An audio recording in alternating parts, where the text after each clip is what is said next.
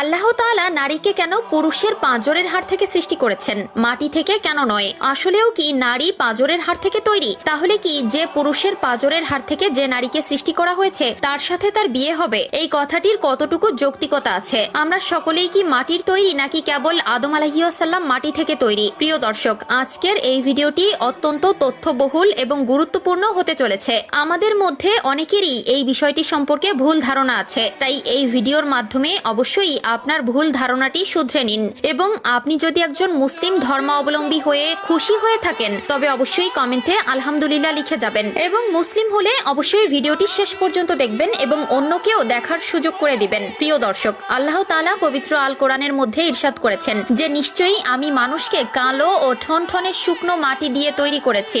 এই বর্ণনা মতে যখন আল্লাহ তাআলা হযরত আদম আলাইহিস সালামকে সৃষ্টি করার ইচ্ছা করলেন, তখন আল্লাহ তাআলা হযরত জিবরাইল আলাইহিস সালামকে হুকুম করলেন পৃথিবী থেকে এক মুষ্টি মাটি নিয়ে আসবে। তখন জিবরাইল আলাইহিস সালাম এক মুষ্টি মাটি নিয়ে যখন আল্লাহর কাছে পৌঁছায়, তখন সেই মাটিতে মোট 7টি রঙের মাটি মিশেছিল, যার মধ্যে ছিল বিভিন্ন ধরনের মাটি, যেখান থেকে আল্লাহ তাআলা হযরত আদম আলাইহিস সালামকে সৃষ্টি করেন। এবং তারপরেই আদম আলাইহিস সালামের পাঁজরের হাড় থেকে একটি নারী সৃষ্টি করেন, যিনি হলেন বিবি হাওয়া আলাইহিস সালাম। বিবি হাওয়া আলাইহিস সালাম দুনিয়াতে আগমনকারী প্রথম নারী ছিলেন। হযরত আবু হুরায়রা রাদিয়াল্লাহু তাআলা আনহু থেকে বর্ণিত, প্রিয় নবী সাল্লাল্লাহু আলাইহি ওয়াসাল্লাম বলেছেন, যে ব্যক্তি আল্লাহ ও আখিরাতের উপর বিশ্বাস রাখে সে যেন নারীদের সাথে সৎ ব্যবহার করে, কারণ নারীদেরকে সৃষ্টি করা হয়েছে পুরুষের পাঁজরের বাঁকা হাড় দ্বারা, যেটি মানব শরীরের সবচেয়ে বাঁকা হাড়। এটিকে সোজা করার চেষ্টা করলে ভেঙে যাবে এবং যেমন আছে তেমন রেখে দিলে তা বাঁকাই হয়ে যাবে। অতএব নারীদেরকে ভালো ওসিয়তের মাধ্যমে সংশোধন করতে হবে, নারীদের সাথে ভদ্র আচরণ করা উচিত। আর পবিত্র কোরআনে আল্লাহ তাআলা ইরশাদ করেন,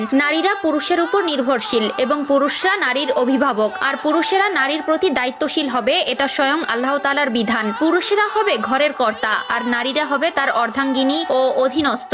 মহান আল্লাহ তাআলা নারীদেরকে পুরুষের পাঁজরের হাড় দ্বারা তৈরি করেছেন, যার জন্য প্রতিটি নারীকে পুরুষদের আনুগত্য হতে হবে, এটা বাধ্যতামূলক। তবে প্রশ্ন একটাই, পৃথিবীতে মানব জাতি আগমনের শুরু থেকে আজ পর্যন্ত প্রত্যেকটি নারীকেই কি তার স্বামীর পাঁজরের হাড় দ্বারা সৃষ্টি করা হয়েছে, নাকি শুধুমাত্র হাওয়া আলাইহিস সালামকে আদম আলাইহিস সালামের পাঁজরের হাড় দ্বারা সৃষ্টি করা হয়েছে? এ বিষয়ে ইসলামিক বিশ্লেষকদের মতামত অনুযায়ী তারা বলছেন শুধুমাত্র হাওয়া আলাইহিস সালামকে আদম আলাইহিস সালামের পাঁজরের হাড় দ্বারা সৃষ্টি করা হয় এবং পরে তাদের মাধ্যমে পুরো মনুষ্য জাতি সৃষ্টি হয়। এখানে অন্য কোনো নারীকে কখনোই উল্লেখ করা হয়নি যে তারাও তাদের স্বামীর পাঁজরের হাড় দ্বারা সৃষ্টি হয়েছে। তবে নারীদেরকে তার স্বামীর আনুগত্য করতে হবে, এটা বাধ্যতামূলক। তাই যাদের মধ্যে এই ভুল ধারণাটি ছিল যে প্রত্যেকটা নারীকে তার স্বামীর পাঁজরের হাড় দ্বারা সৃষ্টি করা হয়েছে, সেই সকল বিশ্বাসী একটি কাল্পনিক বিশ্বাস। আল্লাহ তাআলা আমাদের সকলকে বোঝার